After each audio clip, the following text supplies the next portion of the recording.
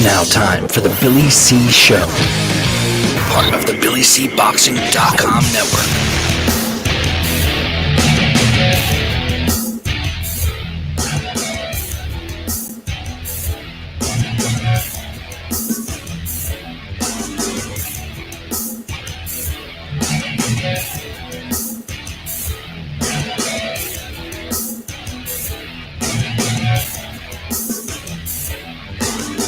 And we're coming to you live from the Billy C Studios in Lake George, New York. I'm Bill Calogero, and it's time for the Billy C Show.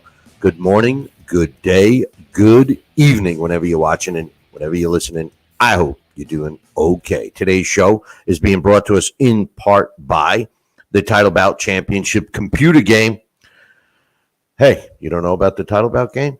Check out our website, BillyCBoxing.com, and click on the Title Bout banner. It's a great simulation game, so put your favorite fighters against each other. Doesn't matter what time they fought, meaning what era. Check it out. It's second to none. So Title Bout Championship computer game. Today's show is also being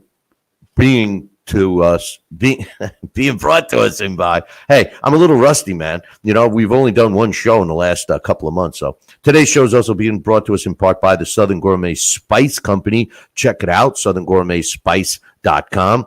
Look for my three favorites, Kenny Bear's Barbecue Rub, their seasoned salt, and my all-time favorite, my new all-time favorite, I should say, Kenny Bear's Cajun Spice. Make sure you place an order today. And mention Billy C and get a discount. Demand the Billy C discount. SouthernGourmetSpice.com. And, of course, today's show is being brought to us in part by, you got it, my book. Yeah, it's still available. Get yourself a copy right now visiting BarnesandNoble.com or, of course,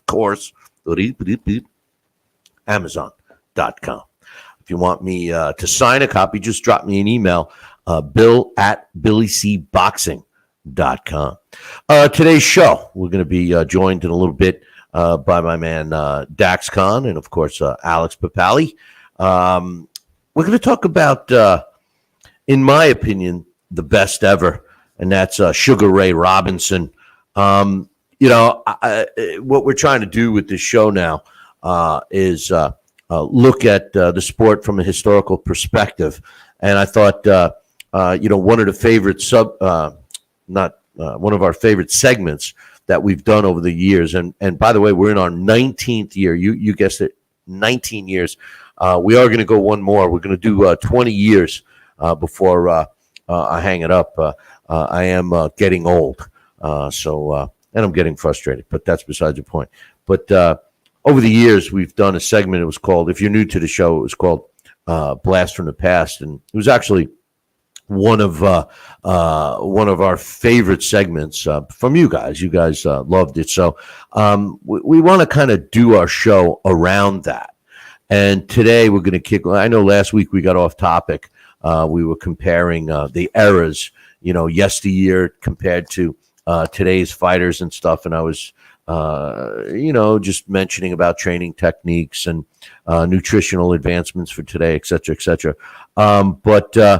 Today, we decided to talk about Sugar Ray Robinson, the best fighter ever. And I want to start off by saying this. First of all, I want to give a shout out to everybody that's watching live right now. And if you are, make sure you come on into our chat room. And you could also watch anytime you want. You can visit BillyCBoxing.com or, of course, our YouTube channel, youtube.com/talkin, TALKIN, boxing, BOXING, and watch it anytime. And if you haven't joined our podcast, make sure you do that. You can do that by visiting our website, BillyCBoxing.com. Okay, Sugar Ray Robinson, listen, he's a former world welterweight champion. He's a former world middleweight champion, and he was a former world light heavyweight title challenger, Boxing Hall of Famer Sugar Ray Robinson. What's frustrating to me sometimes when we talk about Sugar Ray Robinson is a lot of younger fans today. No offense to you guys if you're watching. I know we kind of draw some historical boxing fans that have been watching the sport for a long time. The truth of the matter is there will never be another Sugar Ray Robinson. Thanks, unofficial, official. He's in there giving me a pat on the back, telling me that age is just a number. I never gave you my actual age, unofficial, official. But the truth of the matter is, it's true. Age is just a number. But anyway, when I say Sugar Ray Robinson was the best ever, the reason why I say it is, the man had 201 total fights. He had a career record, 174 wins, 109 coming by knockout. I mean, first of all, if you think about the total number of fights, 201, I mean, this is just professional. All right. Forget about his 200 amateur fights. And I know some stories about that when the guys come on. We'll talk about that in a little bit. But, he fought 1,401 rounds as a professional. His knockouts alone at 109 surpassed most fighters today. The argument that we seem to have about this guy is that he does have some losses, 19 to be exact. But so what? When I mentioned that he was a former world welterweight champion and middleweight champion, you got to remember this is when there was only 8 weight classes. When he fought at welterweight, starting his career in 1940, going all the way up. Let's see. He lost his first fight against Jake LaMotta in his 41st fight. And he fought all the way up until, let me just get the exact time. His last welterweight title fight was in 1950. So he fought at welterweight for 10 years. And he was a world champion, second to none. Here's the thing. This is the only sad part about Sugar Ray Robinson. There's virtually no footage of him as a welterweight. There is some rare footage out there, but there's virtually no footage. So all of the footage that we get to see was actually him as a middleweight. And he fought his first middleweight fight and won his first title, I should say, in 1950. Against Jose Basorta when he won. It was a scheduled 15-round fight, and he knocked him out in the first round and won the Pennsylvania World Middleweight title. Now, during this time, although there were a couple of world titles out there were some certain states that had world titles, and Pennsylvania was one of them. So that was his first fight. But, I mean, today, I obviously printed out his record. Listen to some of the names that he fought. Sammy Angot, right? Maxie Shapiro, Fritzy Zivic, Jake LaMotta. A lot of these guys he fought multiple times. Henry Armstrong, Izzy Jazzanero, Tommy Bell, Artie Levine, Kid Gavilan, who I have his trunks right behind me, actually. Charlie Fusari, Bobo Olson, Bobby Dykes, Robert Villman, Holly Mims. All right. Now, hopefully some of you guys have heard of these guys. Randy Turpin, Rocky Graziano, Joey Maxim, who he lost when he fought for the world light heavyweight title. Rocky Castellani, Gene Fulmer, Denny Moyer, Paul Pender, Carmen Basilio. And his last fight, interesting enough, was against Joey Archer, and he was 43 years old in his fight. It was his last fight was in 1965, and this was a great fight. It was candidate a fight of the year at 43 years old. He went the distance with this guy Joey Archer, who obviously is another famous fighter. 10 rounds, losing a 10-round unanimous decision. So to say he fought some tough opposition is an understatement. Joining me right now is my man Daxx Khan. What's up, Daxx? Hey, how's everybody doing today? Oh, we're all doing good. How you doing? I'm doing okay. I was actually right in the middle of doing something else here, so I didn't expect you to call me on right now. I was adjusting some stuff. So hey, when I see you there waiting, and come on, what do you mean you weren't expecting? You were sitting there holding up signs. Please bring me on now. Please. No. Actually, when you had mentioned about Kid Gavilan's trunks, I was looking at, if you see over here behind me, behind those gloves signed by Adamek. And when today's topic came out, I said, on that poster right there is Kid Gavilan, Carmen Basilio, Jake LaMotta, and a few other of Sugar Ray Robinson's previous opponents that just happened to be on there from I think it was the 1996 or 1997 IBF Hall of Fame. Well, the Kid Gavilan, I got to meet him, and he didn't give me his trunks. I ended up winning him on a side. No, he did give me his signature though. No, he gave me his signature. but the thing was that it was one of the last times he passed away. Not that long after. But all right, listen, Sugar Ray Robinson. I know you deal with a lot of the social media people.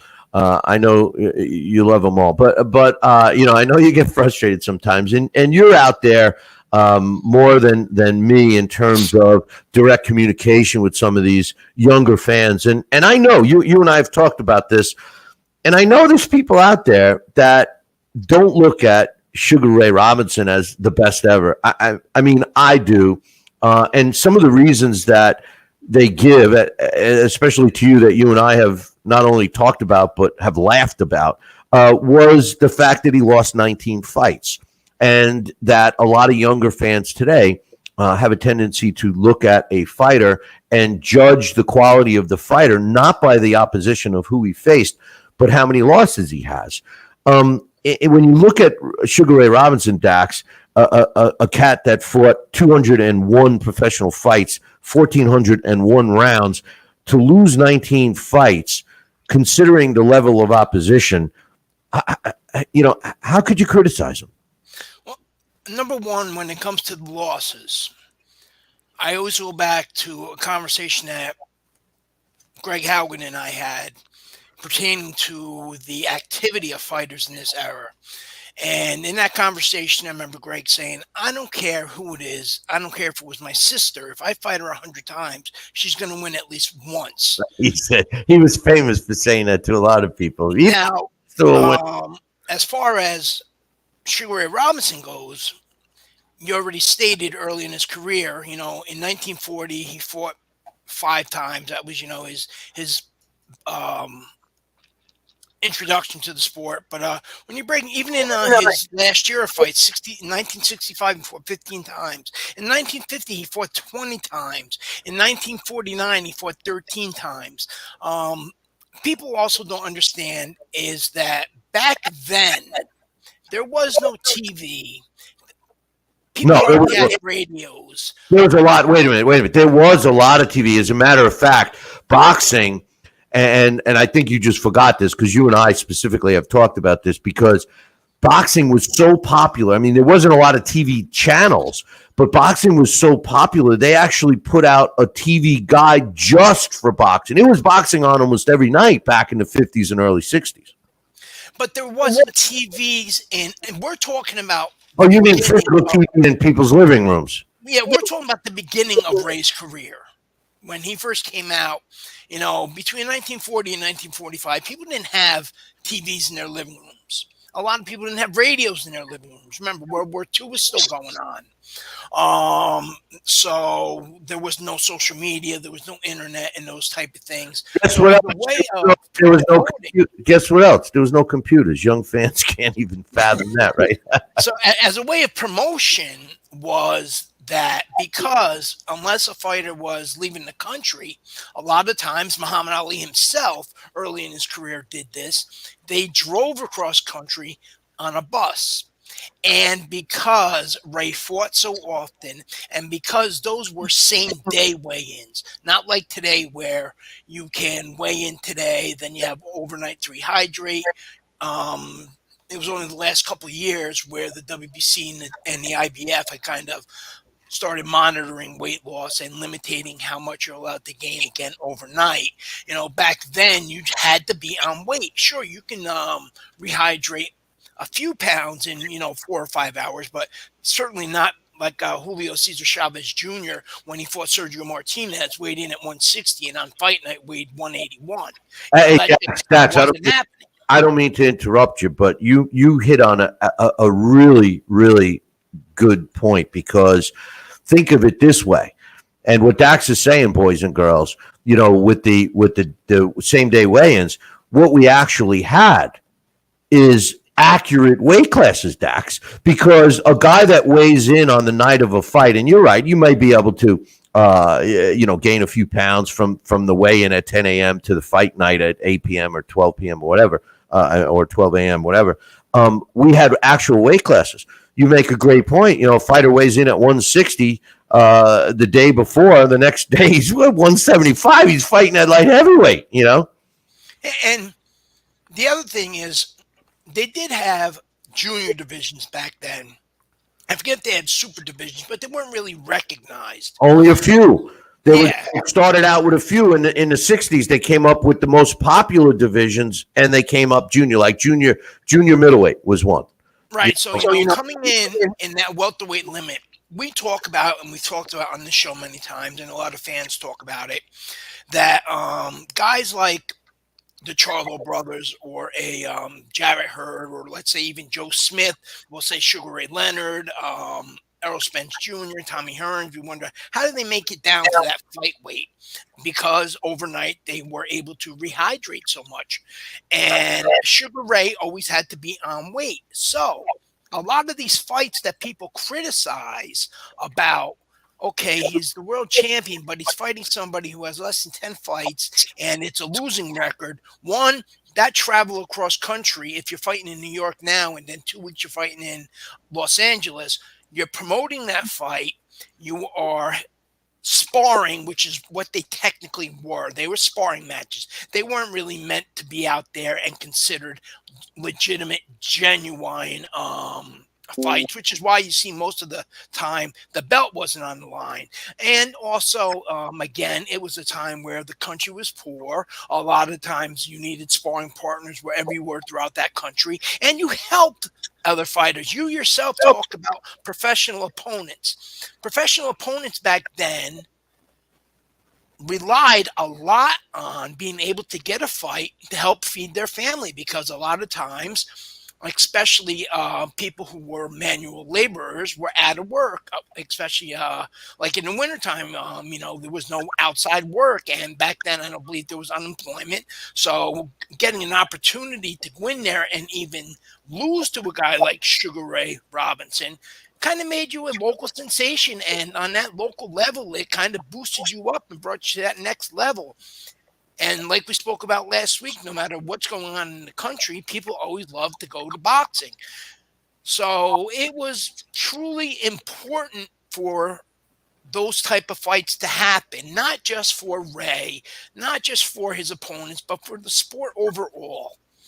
We talked about this last week, and you're 100% right. And you hit on something I had as notes to talk about. And we did mention it last week. The truth of the matter is yes, they fought non-title fights. They didn't spar as much. They fought fights to get paid, because boxing was a trade. See, this is something that, I don't think fans today, at least the non-fan that doesn't know the history, don't understand.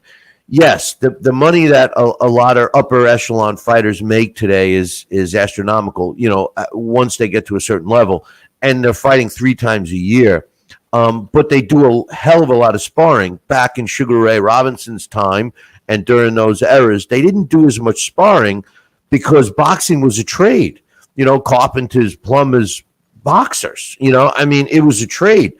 So the sparring was less, but the actual fights were more. And you're also 100% correct when you say about these local fighters that had a name for them, that made a name for themselves locally, to fight a guy like Sugar Ray Robinson, because club shows were so successful. I've always said that club shows for the sport of boxing is the backbone of the sport. Unfortunately, it's very hard to afford to do a club show today, and I think that's some of the problems with the sport now. Without TV revenue or backing or a high-end streaming service, a local promoter can't really afford to do a show. Well, back then, I don't believe they had the insurance requirements and things like that we have today. And of course, television hurts local club shows because of the contract with certain large promoters, especially when it comes to premium networks. It went back when HBO was around, Showtime, the different streaming platforms, so on and so forth, is what made it a whole lot more difficult in this era. I'm sorry, I worded that wrong, which makes it more difficult in this era for club shows to be televised.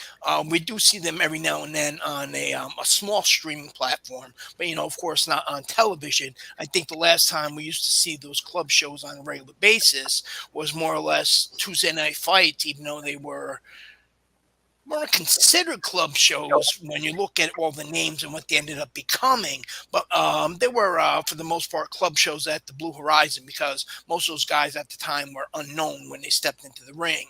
And they were, like you said, they were the best fight, and they were the backbone fights. They were the fights that told you whether or not a guy was going to be a future star. Another thing about Sugar Ray Robinson is that early on in his career, look at the level of opposition and the experience difference that he was put in against. I think it was his 20 or 21st fight. He was put in there against an opponent that had well over 100 fights. Well, that's another whole aspect of the sport of boxing during Sugar Ray Robinson's era that is so different today. Fighting fighters that have, double-digit fights or even triple-digit fights total was the norm. It wasn't an exception like today. I mean, considering, you mentioned earlier about basically towards the end of his career, when you look at Sugar Ray Robinson, middleweight world champion, lost his title against Paul Bender.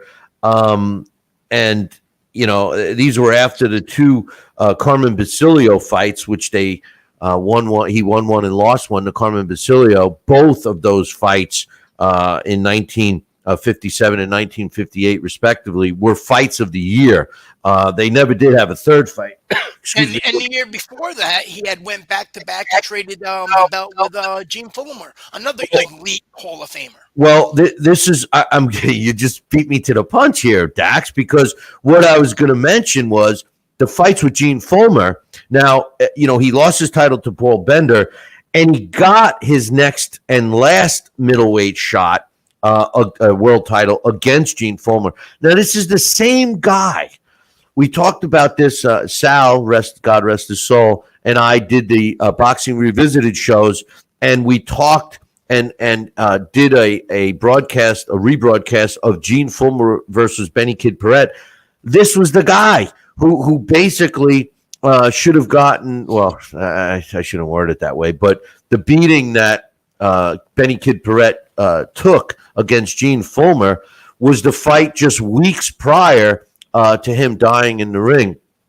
And Sugar Ray Robinson lost. He got a split decision draw in his first fight with Gene Fulmer at his other middleweight title shot after he lost it to Paul Bender in 1960. A split decision draw, extremely close fight. They fought again 3 months later, and he lost a unanimous decision. And that was his last title shot. Now, considering that, that was in 1961 was his last world title shot against Gene Fulmer. He went on to fight another 44 fights after that. 44 fights after that. And with a record, now this is a guy that's, well past his prime.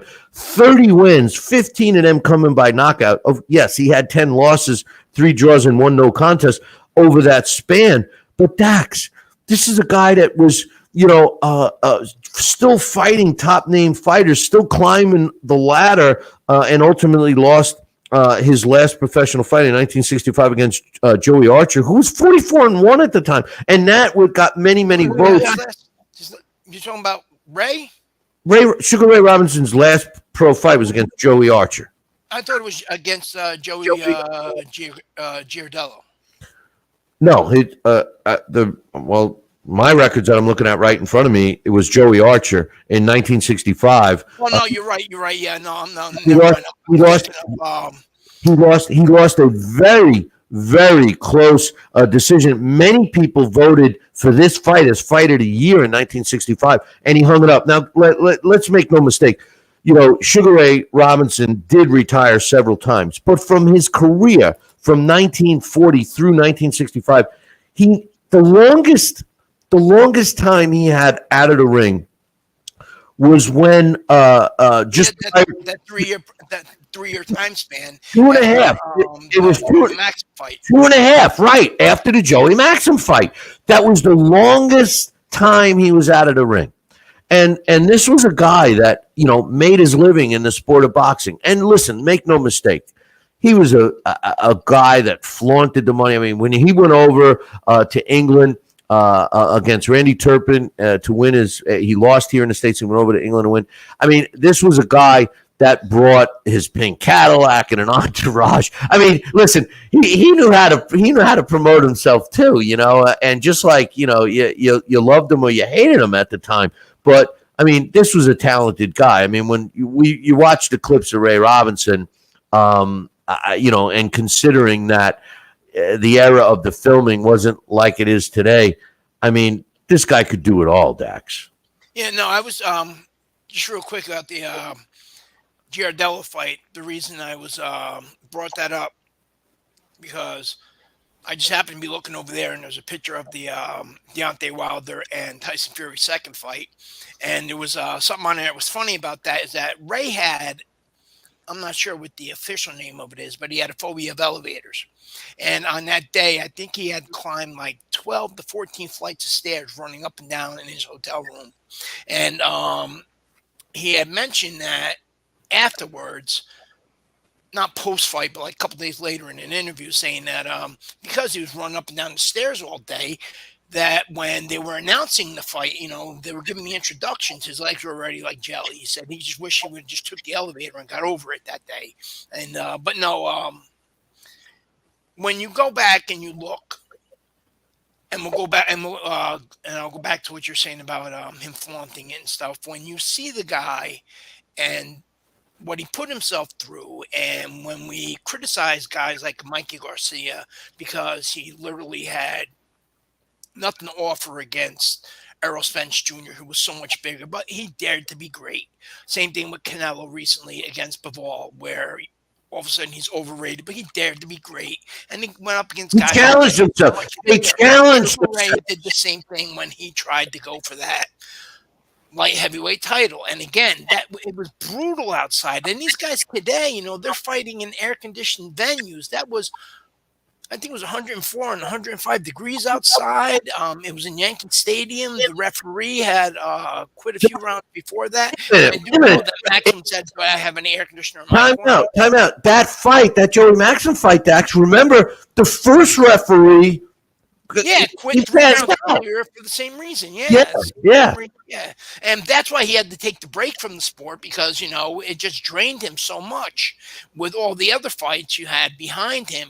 Obviously, those who know the sport well understand that later on in Sugar Ray's life before he passed away, the dementia that, he was suffering due to all these brutal wars. But, in terms of the flaunting, when we had our Hall of Fame ceremony, that was one of the things I brought up was that he was really the first guy. Remember, Jack Johnson made it really difficult because of those racist days for any black fighter afterwards. Remember how much they hated him. That's why Joe Louis was always coached on never smile over your opponent, never brag, always seem humble. And then when Sugar Ray reached that climax, all of a sudden he became a ladies' man. Like you said, he had multiple Cadillacs. He always looked 100% with the most expensive suits. His hair was always done perfectly. He had a multi-billion-dollar smile. I can only imagine that version of him today with all the internet, the social media, and so on and so forth. Can you imagine the type of money he would bring in? You think that Floyd Mayweather, Oscar De La Hoya, Anthony Joshua, and Tyson Fury, and Canelo, those guys generate money. A guy like Sugar Ray Robinson with the skill set he had, and it was natural. Like Roy Jones had this natural athletic ability, but Sugar Ray Robinson just had this overall natural ability, not only to take a punch, not only in defense, not only in offense, but he could do it all. There was nothing he could not do at his prime, and he knew how to live the part. He knew how to play the role. He knew who he was. He had a grasp that, you know what, I am the best in the world, and he showed it. Well, that's the key. He showed it. He challenged himself. And I couldn't agree with you more, which is shocking to begin with. But I couldn't agree with I love you, Daxx. But I couldn't agree with you more. You just hit on a great topic, because if Sugar Ray Robinson were here today, could you? I can't even fathom the amount of money that this cat would be worth. I mean, you're right. He had all that charisma way before his time. A lot of these fighters, and I know Mike Tyson was a historical guy. He knew the history of boxing and everything else. I'm not sure about some of the other fighters, but the truth of the matter is that, if these guys recognized, the potential of a guy like Sugar Ray Robinson could have had in today's world, and then tried to capitalize on some of that, I mean, that could equate to some of the success that they had. Hey, I want to thank Thunder as Promotions right now for their donation. I love this. I mean, this is what we're looking for to, really come back after a couple months off and kick some ass, because we want to make a statement here, and I appreciate that donation. But one thing I want to mention, you're talking about.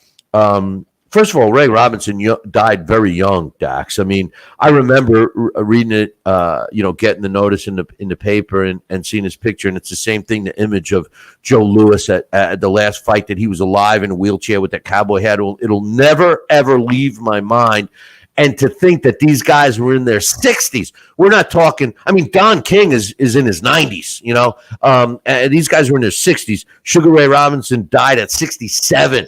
I mean, by today's standards, that's a baby, So I mean, it's sad to think about, but these guys also prided themselves on challenging themselves. The Joey Maxim fight that we keep talking about, that was a challenge for Sugar Ray Robinson. He was well ahead. He could have held Joey Maxim. He tried to go for the knockout. That was the problem. Brother. The problem was he went for the knockout. Remember, he tried to go for the knockout. He could have points deducted and lost those next 2 rounds and still would have won. He was that far ahead. The only thing I want to say, I'll finish with this, is right now in this sport, and everybody complains about the plethora of title belts. The WBA and their regular, and then the Super World, and then you have 30 different versions of regional, international, national. You have your interim, and then you have the WBC with the franchise, with their interim, with their champion in recess, with their regular champion, with their diamond, with their whatever. You have the IBF, you have the WBO. So if you just take those 4 sanctioning bodies and then take their champions of just one of their belts, and then you add their top 10, that is 41 guys in each division that is considered the best in the world. You have 4 divisions, 10 fighters, that's 40. I'm sorry, that's 44 guys that are considered the best in the world. Back then, there was one guy who was considered the best in the world in every division. You're 100% right. I want to answer a question by my man Moses in the chat room, and this is a great one, because it was one of my topics I wanted to talk about, because Charlie Burley was one of my favorite fighters, and he was one of the most underrated fighters, at least by today's standards. People forget about Charlie Burley. It was a great book out, Charlie Burley and Murderer's Row. If you haven't read it, check it out. But after you buy my book, of course. But Moses is asking, was Sugar Ray Robinson against Charlie Burley ever a real possibility? I've heard people make the claim Sugar Ray Robinson ducked this fight, but I have a hard time believing that. Here's the truth on that from all the research that I've done on that, because that was a big thing for me too, Moses. And the facts are this. Sugar Ray Robinson never really ducked anyone, but here is the truth about Charlie Burley.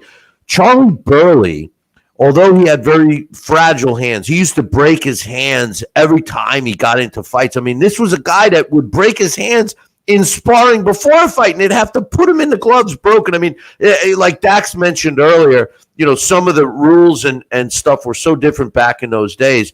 But here's the thing. From everything that I've learned throughout my life in boxing, and my, Sugar Ray Robinson being one of my faves, the reason that fight never happened wasn't so much that Sugar Ray Robinson was ducking Charlie Burley. It was the fact that Daxx and I were talking about earlier, that Sugar Ray Robinson was more of an entertainer, where he knew his value before boxers got the big bucks the way they do today. And the Charlie Burley potential, let me rephrase that, the potential Charlie Burley against Sugar Ray Robinson fight, the reason why it never materialized, and it was because of Sugar Ray Robinson's side, wasn't so much that he was afraid that he couldn't beat him. He was more nervous that Charlie Burley would make him look bad, because that's how good Charlie Burley was, his defensive prowess in the ring and his own ability. So, which I believe we got to give the props to Charlie Burley, don't you think, Daxx? Oh, absolutely. Absolutely. Just like Jack Dempsey later on in his life. I'm talking when he was probably, in his 60s or something, where he had admitted that he had ducked Sam Langford. And when they asked him why, he said, to be honest, at that point in time, it was a fight that my team didn't want to make and the public didn't want to see, because of he was colored. He goes, me personally, I was not prejudiced. I didn't care about that part.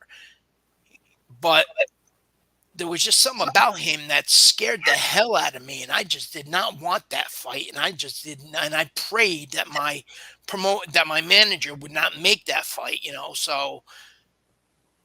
Jack Dempsey. Yeah, he's another one. You guys are going to be hearing about us talking about Jack Dempsey, Jack Johnson, obviously Mike Tyson's going to be, I mean, coming forward with these shows. I mean, Rocky Marciano.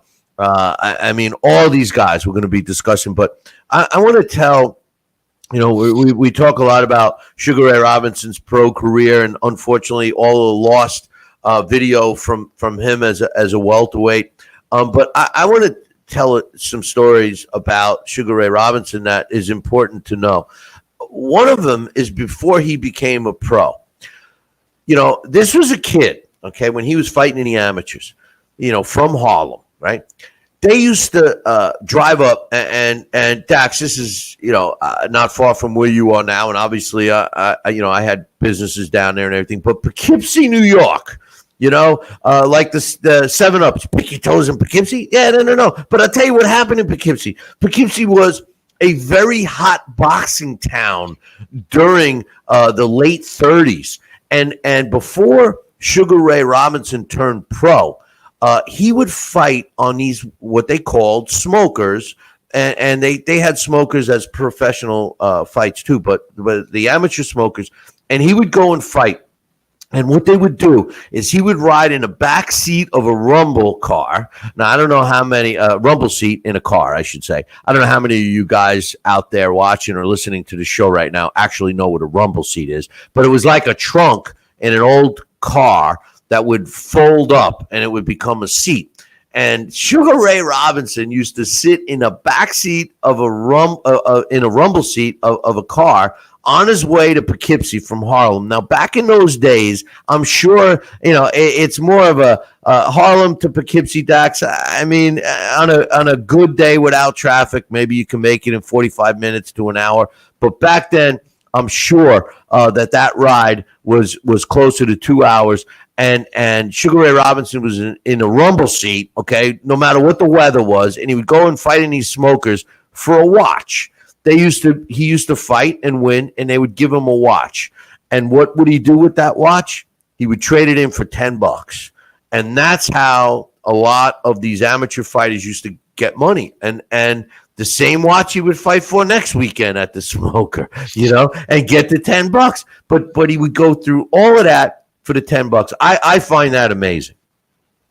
Yeah, well, back then, $10 was 100? not like today. Back then, $10 was really something. Well, geez, back then, $10 today, you could get a gallon of gas, right? Half gallon. But Yeah. just think, look, 10 years ago, a fighter. Hold on, let me get Daxx, let me get Alex on. Alex is with us right now. I mean, you could probably get a gallon for $10 today, right, Alex? I actually just filled up today. Good afternoon, guys. I actually just filled up today, and it was $66 for I think 13 gallons. So yeah, that's. Aren't we glad you're so far left? Aren't we glad you're so far left? So you could get 2 gallons for what's that? 2 gallons, $10. 2 gallons for $10. Yeah. But hey, thanks for joining us, Alex. Alex is with us. We're talking about Sugar Ray Robinson. Daxx, finish your thought. I saw Alex there, and he was dying to chime in about the gas prices. As I was saying, Alex, I love you, man. I was just saying that to Daxx, but I love making him. He almost done his coffee or whatever's in that cup. Just 10 years ago, fighters were getting $400 for 4-rounders. That was the, as you know, standard. When I was promoting fights, we used to pay fighters $100 a round. Yeah, that's what I mean. So back then, we're talking now 70 years, 80 years ago. Yeah, $10 was some pretty big money. That was probably more than most working men brought home in 2 weeks, and I'm talking about like hard laborers. But just to finish up on Sugar Ray Robinson. No, we're not going to finish because Alex. I know. I'm just saying my thoughts. Alex ran some. We got some title bout stuff, right? Or no? No, let's hang up on this son of a gun. Muhammad Ali, just like I said at our event. Hey, your mic looks pretty big there, Alex. Maybe get it out of the screen. Thank you, sir. What did I do? Hey, Daxx. Hey, Daxx. What did I do? Just walk into an airplane here? Hey, Daxx. Jeez, Alex has such a big mic, doesn't he? Surely you can't be serious. Yeah, Surely. We're coming off a deep end here. Yeah, this is what happens when we haven't been on in a while. I know. But in all seriousness, like I said, during our Hall of Fame, I remember when Muhammad Ali, and this was a young, prime Muhammad Ali, not when fighters, after they retire, they say stuff that, as I was saying about Jack Dempsey, where they admit stuff that, I'm not fighting anymore, so, I can be honest and say what it is.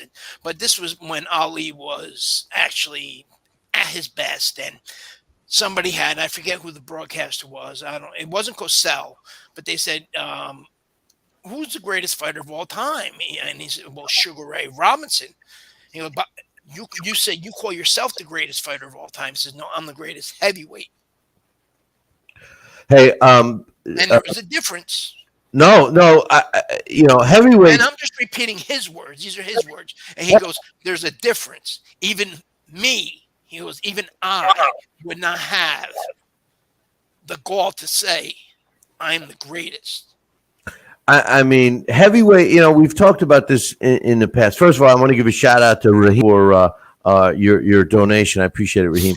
That was the thing. We talked about this in the past over the years about, playing King of the Mountain, let's say, when we were kids. I mean, today kids don't play outside. They play video games. But, we used to play King of the Mountain. In case anybody that's actually young and watching this show, King of the Mountain used to be when you used to physically throw each other around, and you used to, and it wasn't a bad thing to actually physically, in a good way, throw each other around. You used to have to be the last guy standing. And King of the Mountain, when you won that, what were you? I'm the heavyweight champion of the world. I mean, that was the thing. So everything else fell underneath it. But Alex, I know you're popping in here now because of your busy schedule. But anyway, we're talking. I love busting Alex's chop. But Sugar Ray Robinson, we've been touching on some stuff. I consider him the best ever. Why don't you jump right in? Give us your thoughts on him from that perspective. We touched on the length of his career, the fighters that he has fought, all the Hall of Famers, and one of the most important things is, the man fought 201 professional fights, 1,400 professional rounds, 174 wins, 109 knockouts, which, just the knockouts alone surpass what fighters today would ever dream about fighting. And he does have 19 losses. And one thing Daxx and I were touching on earlier in the show was the fact that a lot of young fans today and I shouldn't just say young fans, but a lot of fans today, I'm trying to be political correct, Alex, but a lot of fans today look at double-digit losses as something that is makes someone not good. What's your thoughts on overall on Sugar Ray Robinson, and do you share at least my opinion that he's the best ever? Yeah, I agree with you. I think both of you guys have him as number one. I think he was the best ever. There's only a handful of guys that are even in the orbit or in the discussion. What you get from Sugar Ray Robinson is just absolute mastery of all the things you want from a fighter. He could be powerful when he had to be powerful. He was elusive when he had to be elusive. He could be deceptive when he had to be deceptive. Everything. I mean, he could knock you out backing up. I did that to Gene Fulmer. And yeah, he lost sometimes, but he avenged the losses. I mean, I think the only possible thing that you could talk about is the Black Murderers Row, whose name Charlie Burley. Right, we just talked about that fight. The only thing that you could talk about as being like the one thing that he didn't do, but again, it's not like you could say. I mean, he made it clear, I'm avoiding him. But there was a reason. It wasn't that he was avoiding him because he wasn't afraid to fight him. We just talked about that just prior to you coming on. It was that he was afraid that Charlie Burley would make him look bad. And that was credit to Charlie Burley. I mean, that's the way I took it, right? Yeah. Oh, absolutely. And I think just to put a little context in that is, if you're a young whippersnapper, you probably didn't see Roy Jones Jr. in his prime, but you've heard about him. And we're talking Sugar Ray Robinson was a little smaller than Roy because he started at a lighter weight. And again, that's another thing that's amazing about Sugar Ray Robinson. We don't even have the footage of him at welterweight, which might have been even more spectacular, but we do have. But Roy was able to, have that same, be mentioned in those same, he's in that same orbit as Sugar Ray Robinson as, a greatest of all time. And if you think about it, one of the guys that, gave Roy very, very awkward, cantankerous, difficult fight and beat him by DQ because he frustrated Roy so much was Montel Griffin. And, in a way, the sort of Charlie Burley of Roy Jones's age. But I digress. But yeah, I mean, the thing about Sugar Ray Robinson, and the other thing about it was that he was larger than life outside of the sport. He did some acting. he was interested in ballet to help him move. They just one of the my favorite Twitter follows is Boxing History, and they just tweeted yesterday a picture of him in front of his pink Cadillac. We talked about that. We talked about when he took that to England for the Randy Turpin fight. And okay, so see, this is what I love about having you guys discuss this with me, because think of this, boys and girls. All of you young whippersnappers, as Alex said, don't blame me, because Alex used that term, whippersnappers. Okay, Is that political? Is that? Listen, anytime I apologize. Anytime that something may not be political correct that Alex says, I'm going to jump all over that. But listen, Lomachenko, right? Vasily Lomachenko. We all talk about how his father made him do the dance and the ballet, right? Now, Sugar Ray Robinson was way ahead of his time. Does that indicate that maybe Papa Lomachenko knew something like that? And this is where, and this is great, actually, Alex. That's great, because one of my problems with the younger fans, those young whippersnappers, as Alex Papali said, one of the problems I have is that they don't know the historical aspect of the sport. And this is where a guy like Papa Lomachenko may have learned something from the past. And this is where these types of things tie the sport together. And you look at a guy like Lomachenko and his ring generalship, his movement, and how people always say, I'm ready to hit him, and he moves around and he spins around and he's not there anymore. Well, this was all things that a guy like Sugar Ray Robinson was way ahead of his time. And when we do Jack Johnson, we're going to talk about the same types of things of how a guy was ahead of his time when it comes to that aspect of the sport. And this is great, because, this is where I feel that a lot of young fans and fighters are missing the boat, Alex, because they are not historically educated. And I think that would help their careers. What do you guys think? Absolutely. Certain things have evolved. A lot of we kind of stalled out for a few years in terms of styles, because everybody was being trained exactly the same.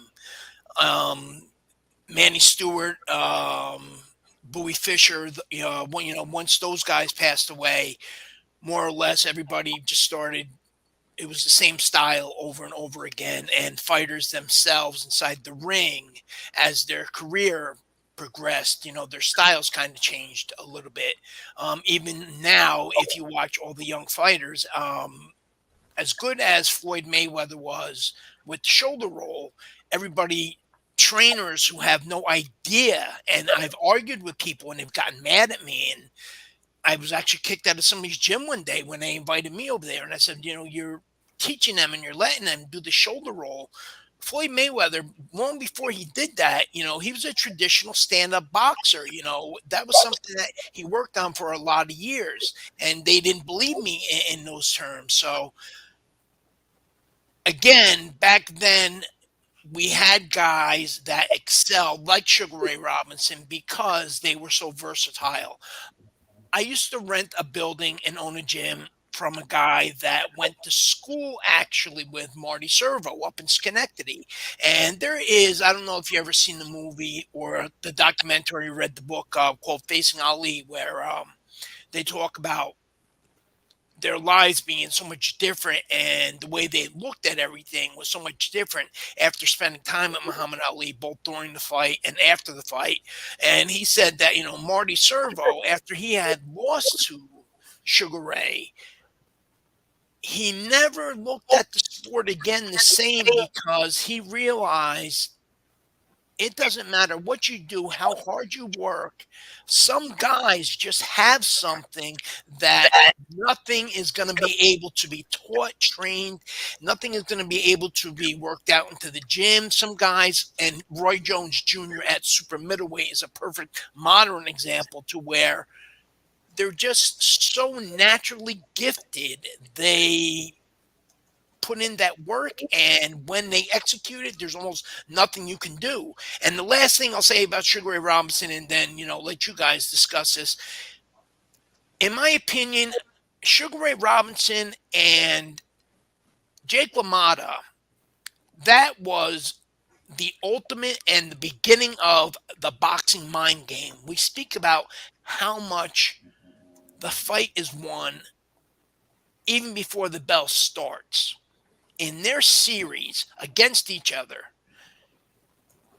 did you ever notice, and of course, we weren't around back then, but a lot of those fights, even though that Ray won them, he was not as destructive against him as he was against guys that were even better than Jake LaMotta, because Jake LaMotta was really a basic fighter, but there was just something about the pre-fight when they would have their press conferences, when they would have their face-to-face, the way that Jake would talk to Ray inside the ring, seemed to get inside of Ray's head. And that one famous line that really did take place in Raging Bull, when he says, "Ray, you never drop me." That fight, I mean, in his 40, what was it? His 41st fight, I believe, was his first loss against Jake LaMotta. Yeah, but I'm talking about the one where he TKO'd Jake. No, I know. On the ropes St. Valentine's Day Massacre. But here's the thing. It's something that doesn't happen today, and it's unfortunate. That was a great matchup. It was a great sell. It was at welterweight and middleweight, if I recall correctly. And the thing is that those fights were so good. Today, you get a fighter that wins. We wouldn't have seen as many fights. What did they fight? 6 times? Five wins for Sugar. 2 or 3 times within a 2-month time span. Yeah, I mean, because that was his first loss against Jake LaMotta in his 41st fight. So I mean, look, I mean, styles make fights. Yeah, I'm talking about the mind game itself. I mean, is that, to me, looking back throughout the whole sport, all the stuff that meant it back then. That's the difference, Dax. I don't mean to cut you off, but that's the difference back then. Yeah, Muhammad Ali, he was the guy that started the promotional stuff. The him and all of his opponents, but the thing is that with guys like Sugar Ray Robinson and Jake LaMotta, the rematches and the fights that they had with each other. I mean, there was no problem fighting them again. Yeah, I beat you, but I'm going to fight you again. It was a good fight. Today it's like, yeah, I beat you. I don't need to fight you again. And the fans don't demand it. And a lot of it has to do with the fans. Come on, let's call a spade a spade. A lot of it has to do with the fans, because the fans are the ones that demand the fights. Right, Atlas? Well, I think one of the things that, in terms of like Sugar Ray Robinson, if you, as a fan, one of the beautiful things about being a boxing fan today is you have YouTube. And so many of his fights are on there. Now, granted, if you're the modern, the whippersnapper, it might be tough because, watching something from the 50s, it's not in 4K. But if you love the sport, you're seeing the greatest that there ever was at work. And that's worth, going to the library and doing a little research.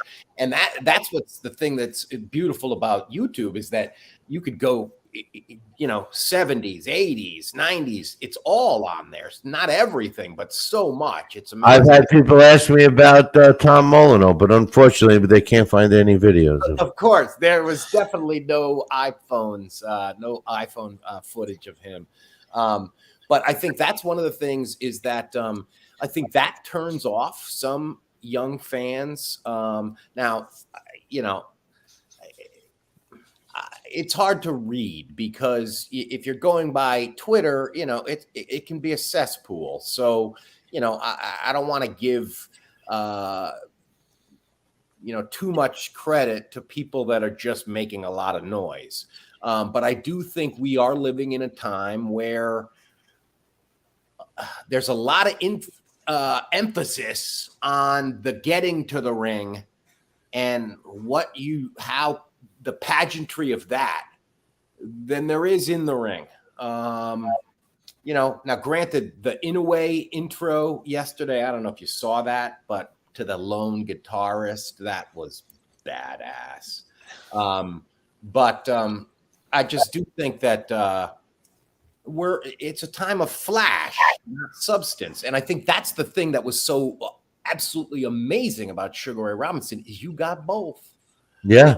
Ahead of his time, Alex. He was speedy and flashy, but he was a gladiator. And I think that's what Daxx is saying. I think that's maybe that's why they matched up so well, is because even though he wasn't somebody who really loved boxing, it's not like he ate and breathed boxing when he was away from it. He was just phenomenal at it.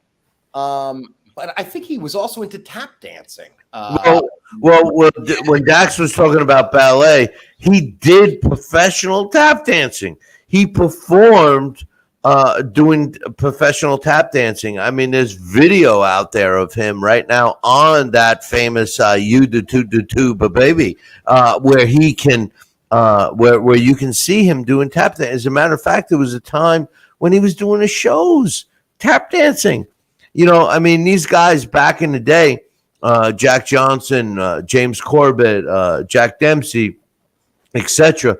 They made more money after they became a champion, running the circuit, doing stuff like that, sparring or in Sugar Ray Robinson's case, doing tap dancing. But this is what I mentioned before about Lomachenko's, Papa Lomachenko, I should say, forcing Vasily to take dancing lessons and learn that, because I don't know this for a fact because I've never spoken to him, but I would assume, you know what they say about that, but I assume that he knows his history and history repeats itself.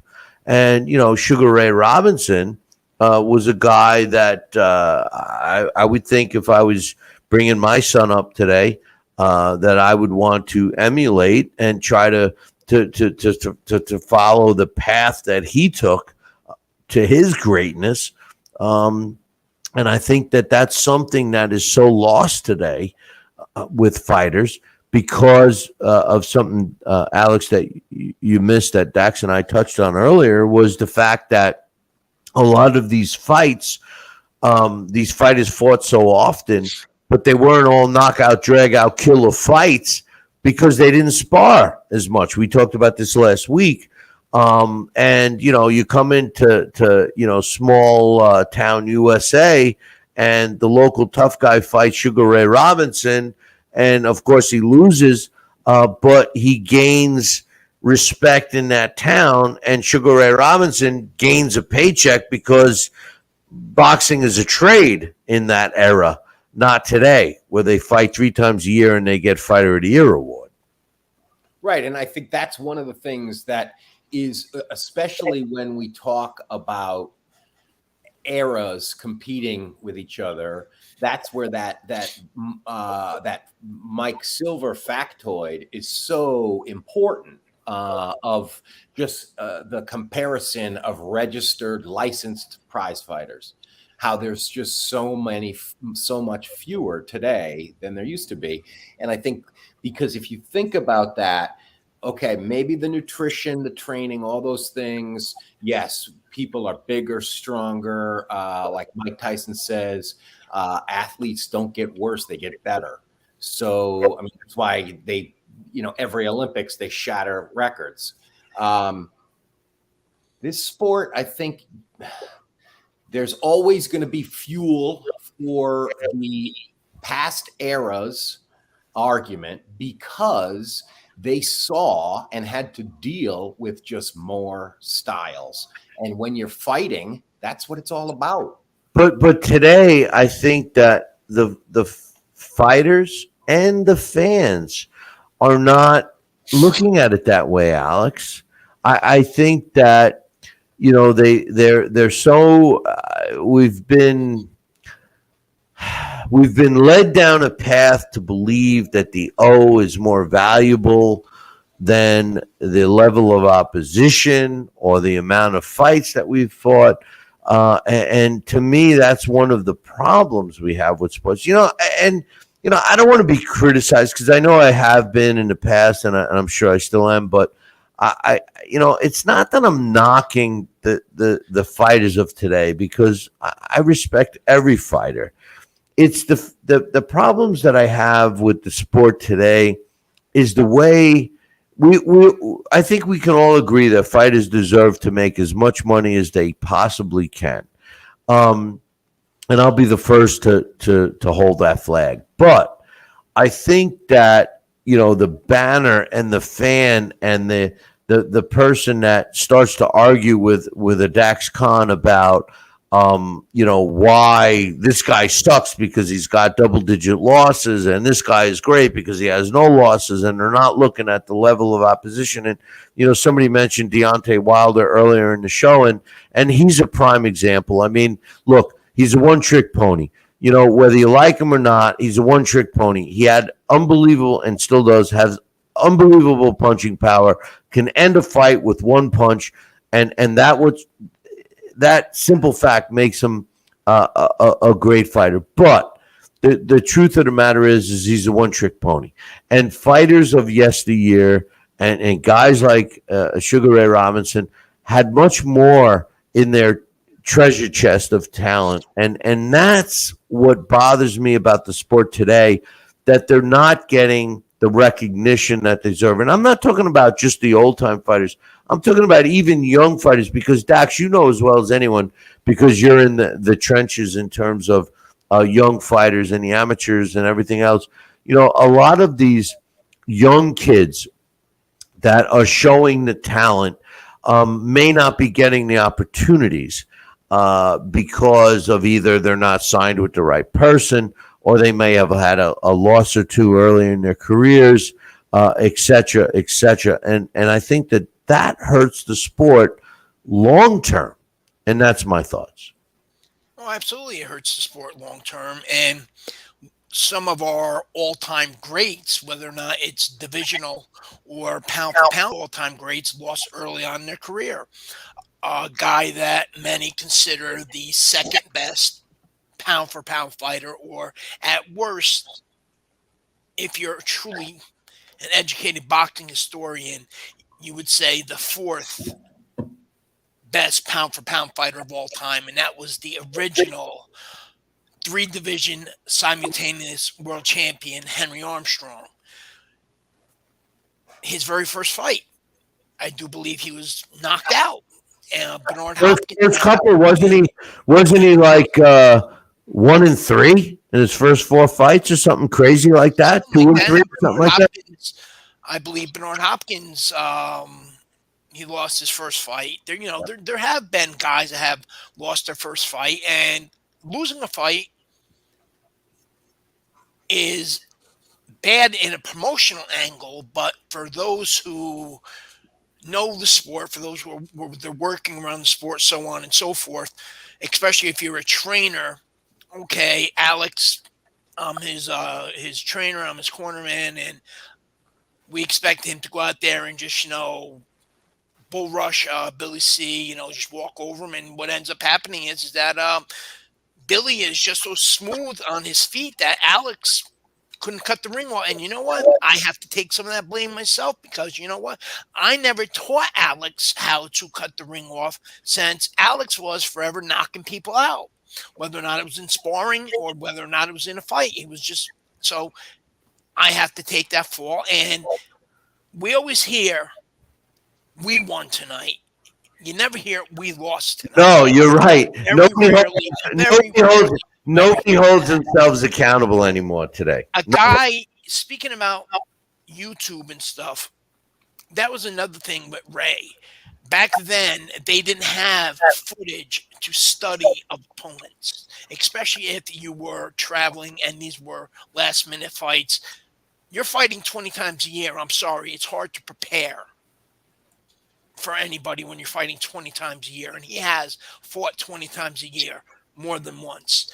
So he has opponents where it looks like on paper he should have just had an easy time with them and he should knock them out. And you see that, you know what? This guy has 26 wins and he's got 23 losses and he's only got 8 knockouts. This should be easy work for Ray. And all of a sudden Ray gets in there and that guy's fast, that guy's slippery, that guy moves around a lot, and that guy happened to have a little bit of Johnson syndrome where Daxx, losses mostly came on the road. Daxx, I just want to interrupt you for 1 second. Henry Armstrong, 1-3 in his first 4 fights. And I'm going to leave it to you two guys. I'll be right back. Yes, so you know what I mean, Al? It's very hard to. And another thing that we don't see today, in terms of that, is the opposite, where nobody outside and all the old time great trainers are leaving, they're passing or retiring. I don't care if it's Freddie Roach, I don't care if it's the other guys that have passed away and so on and so forth. These young trainers are, for the most part, YouTube trainers, and they're not doing their homework outside of these clips that are on YouTube. And once again, promoters, members of the team, be it the manager, trainer, your buddy from next door, obviously they're only going to put out the highlights and the good stuff that they want people to see on there. Or if you are one of 6 guys that could possibly be picked for the next title fight, me personally, I'm going to put out all the stuff that makes you look the easiest guy to beat. So this way, when they're looking around because they haven't heard of Alex Peripelli too much, oh man, look, this is all this guy's got. I don't even know how this guy's ranked over here. And so this way, we have the advantage now. They're going in there and thinking that, who's the guy that, for example, Mikey Garcia lost to? Errol Spence? No, the little known guy from overseas. Starts with an S. Oh, I don't remember. But I do think that I think that kind of thing is much more difficult today because if there's somebody who's fighting in actual fights that are televised, you can't hide the bad stuff. I mean, if it's gym footage, then yeah, you could only release. But again, how far does that go? Because eventually, well, I mean, I guess depending if you're looking at the Pauls, they've taken it pretty far. But I think that's always you have a different, there's some sort of a gimmick that's also being, marketed in terms of just making a fighter, gain experience. He's going to have to fight tough fights eventually.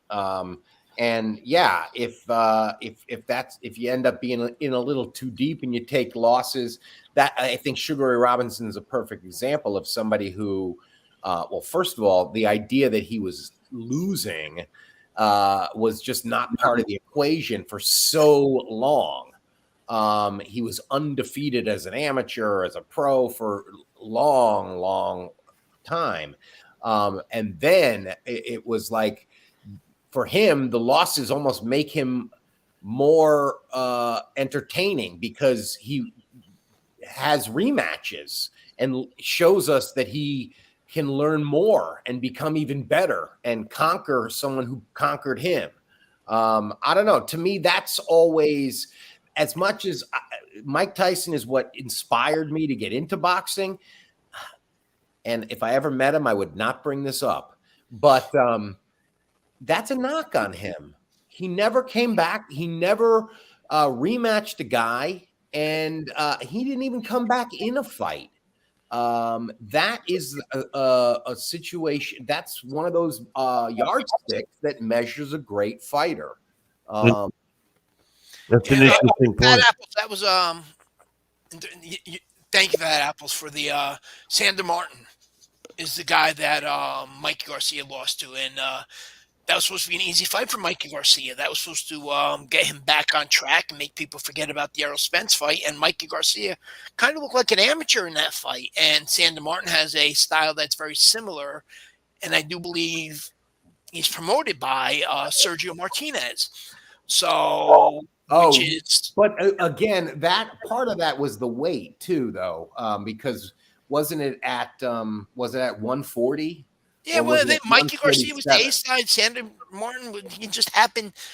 I think he could forget he was ranked, but he was ranked low. And Mikey Garcia kind of, jumped at the opportunity and thinking, okay, this is going to be a fast track for me, to get back into one of the 140. But my point, as I was trying to say before, is that today guys have this advantage. They don't take. Well, not the guy, but the teams don't take advantage of this footage. Even if it's not on YouTube, you can get footage somewhere. Whether or not it's on websites, clips on boxing forums, somewhere you can get footage somewhere. With all the social media, there's somebody out there who has been to that gym, even if it's just for sparring sessions, that have some sort of clips. Look at the footage released with Tank Davis and Teofimo Lopez that nobody ever seen before until all of a sudden around the Lomachenko fight, when they were trying to just create and stir the pot, which social media fans love to do. So, but back then, like I stated, the Sander Martins, how many Sander Martins were there out there that, Sugar Ray Robinson was just kind of, as we were saying about Charlie Burley, he didn't want to look bad, but, he happened to see Charlie Burley in action, and Charlie Burley was a known name, but somebody, that Sugar Ray Robinson went against, who had a losing record in one of these little small towns, had no idea that, these guys, they trained really hard. They were slick. I wasn't expecting it. They're going to be a stopover. It was going to be an opportunity for me to smile. It was going to be an opportunity for people to get pictures with me in front of my pink Cadillac, and it just turned out the wrong way, And these are the differences between them today. But what makes him the greatest is exactly what you said about Mike Tyson not rematching. Exactly what Bill said before about, the rematches against, some of the top names, rematching guys that were really tough, adjusting, and just the natural ability. Sugar Ray Robinson was just special overall. And once again, imagine taking his personality, his boxing ability, using today's modern training methods, not traveling to fights like he used to in buses. He did fight overseas a few times, but slow down the pace. Don't go fight 25 times a year. Don't fight 12 times a year. Fight 4 or 5 times a year. And imagine what Sugar Ray Robinson today would be. Oh, he would have made a gajillion dollars. Right. We talked about that before, gazillion. But let me just say one more thing about Charlie Burley. There's another aspect of this where Sugar Ray Robinson was ahead of his time. He was a guy that knew the business. He was a moneymaker. He was the first fighter to sign a television contract where he made the biggest percentage and all these things. He was definitely a pioneer and laid the groundwork for fighters to this day. But the other issue about Charlie Burley, not only did Sugar Ray Robinson and of course his team feel that Sugar Ray Robinson may have not looked stellar against the Charlie Burley. It was also not a money generating fight during that time. We look back at that now and we say, "Oh wow, this was a fight. Look at Charlie Burley. Everybody ducked him. It was during that era. Murderers Row, like Alex mentioned, and I mentioned earlier than that book, Charlie Burley and Murderers Row. I mean, if anybody out there never read that, after you read my book, read that one. But the truth of the matter is that it wouldn't have been a money fight at that time because there weren't a lot of people. Charlie Burley wasn't generating the revenue that a Sugar Ray Robinson would. So why would he take it? Sugar Ray Robinson knew the risk versus the reward aspect of the sport long before many others did. And I think that if we had to pick one reason why the Charlie Burley fight never happened, I think it would be that reason. In final thoughts, fellas, because we got to go. What's your thoughts on that? Do you think that played a part in the non-Charlie Burley versus Sugar Ray Robinson fight that never happened that people today think should have? I think marketability, definitely. I mean, this sport is about entertainment and putting asses in seats. And I think the fact that it,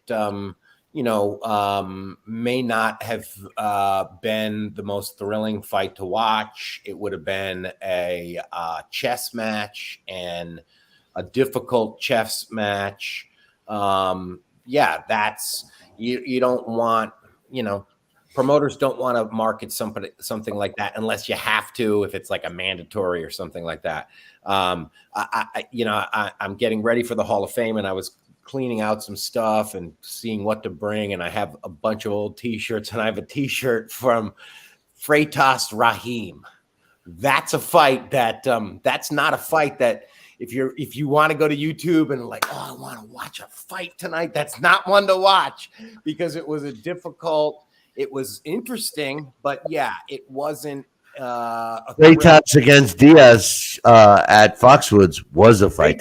Diaz, yeah, because again, those guys matched up well. Diaz fight. I love that fight. I was ringside for that fight, and I was sitting right next to Diaz's family, and wow, that was I remember the fight. El Torito, and the Baby Bull. He was always in thrillers. He was, and even in the law, in the court of law, right? Wasn't he going? I don't know. He ended up stopping, though. He ended up stopping. Oh, did he? He did because he remember he was going to school to become a lawyer, but then he stopped going to law school to pursue boxing. He's doing well today, though. He has his own business going and stuff like that, so he's doing. Cool. He's doing well today. But just in terms of his mom. I can definitely agree with the money aspect and the putting the fight together. And remember, back then it was more difficult to put fights together. And back then, the only real household name outside the president in terms of sports was the heavyweight champion. Yes, all the world champions were more known than today, and they were at least. Most guys knew who all 8 world champions were, but it was a lot harder also to make fights back then because unlike today, they didn't have that 6-month, 8-month, years time to negotiate, go back and forth. Here's my offer. No, here's my counter offer, because they had to fight in between there or else they'd go hungry because that was their job. Even as a world champion back then, I'm sorry, folks, they weren't getting these millions and millions of dollars that people are getting today. And that money went pretty quick. Even guys like Sugar Ray Robinson, by the time they got that big, and back then $50,000, $100,000 was a huge payday. By the time the next big fight came along, that money was already done and gone.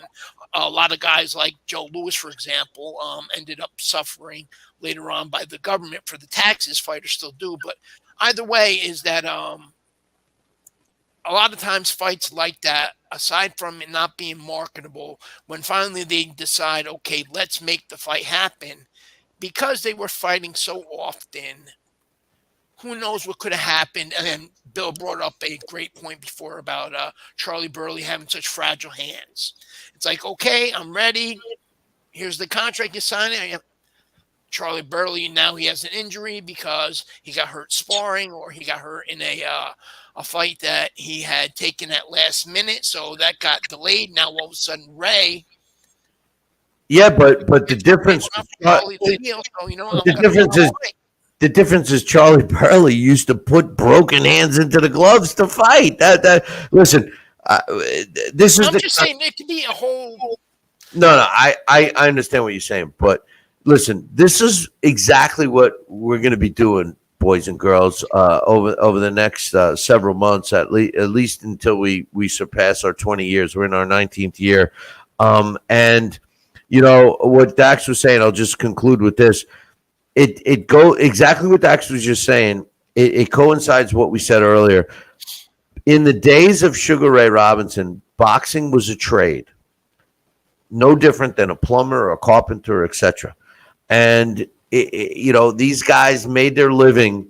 Not that fighters today don't make their living boxing, but boxing was considered a trade. So for a fighter to fight, 12 times a year, and of those 12 fights, 5 of them were against, top-notch opponents, or 4 were against people that they put their titles up against, and the other 5 or 6 were against, local heroes. Is a big difference today. Fighters fight 3 times today, and I think that some of the 3 times in a year today. But some of the younger fans don't recognize the difference of how the sport was run in those days, and they actually hold some of those fights. Even a guy like Sugar Ray Robinson, who fought somebody with a losing record in East Bumfuck, Idaho, to put food on the table, it shouldn't be held against him. Because when you look at and we mentioned it early in the show, how many Hall of Famers the man fought during his career, I think it just has to be put in perspective. Final thoughts on that, Daxx? On his career? No, on the fact of how it's different today. What I just said. Probably the best way to sum that up would be that famous Jack Dempsey line or paragraph or phrase, however you want to put it, when he talks about, I was knocked down plenty early in my career and I could have stayed down, but, I couldn't because I had to collect $2 for winning, so I didn't go home hungry. I had to get up because it was one of those moments, and I was one of those fighters that didn't get the big paydays, and if you haven't eaten in 2 days, you let somebody hit you in the chin with a sledgehammer for $5, and you'd have to be hungry for 2 days to understand. I'm kind of paraphrasing that, but people can find it online.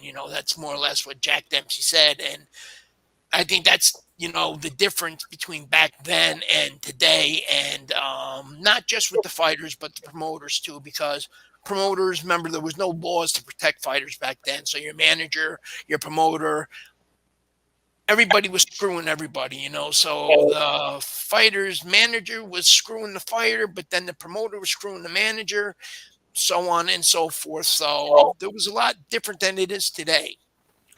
Alex, final thoughts today? Well, yeah. I mean, I just think that Sugar Ray Robinson, definitely check out some of the fights on YouTube, the Fulmer fights, the Lamotta fights, like we mentioned. Check out the Joey Maxim fight and how that was one of those things, just the 15-round bout was something different than these athletes do today.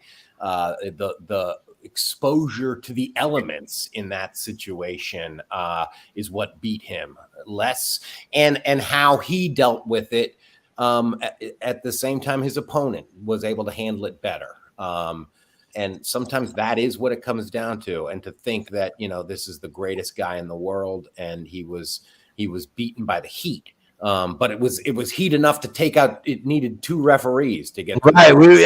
Daxx and I were talking about that today, and Joey Maxim didn't have it. Like Joey Maxim said after that fight, he didn't have air conditioner or fans in it either. Exactly. Well, and you know me, I always like the sort of X-Files stuff. With Sugar Ray Robinson, there's of course he was involved in that tragic the Jimmy Doyle fight.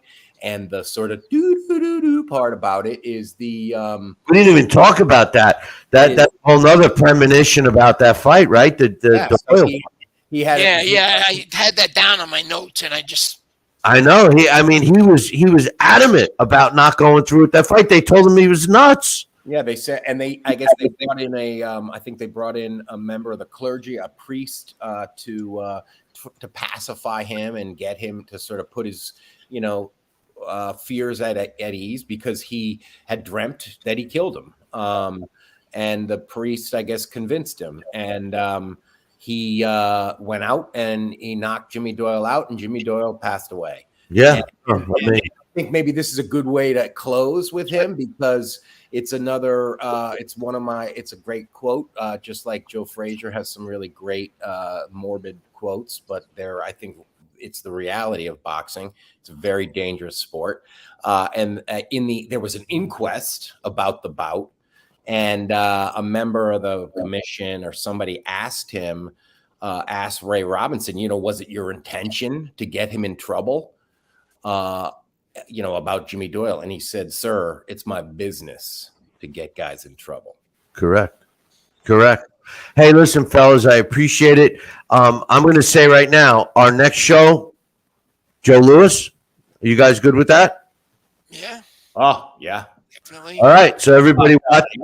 Another superlative guy. Yeah. Everybody watching or listening right now, our next show, which will be live right here, same bat time, same bat channel, next Wednesday, our feature fighter that we're going to talk about is Joe Louis. And I just want to, we were talking in the chat room, as we progress with this, some more modern day fighters, and Ray Mercer's name was brought up last week. We talked about Marlon Starling. Of course, we're going to have those guys on live. All of us know them personally, and it's going to be fun to have, especially Ray Mercer and Marlon Starling, the two I mentioned, here live. And Bobby Chez will dig him up as well. So as we move forward, these are going to get better and better. So next week, same bat time, same bat channel, Joe Louis, right, fellas? Absolutely. See you then. Love it. Guys, have a good one. We'll see you next week. Ciao.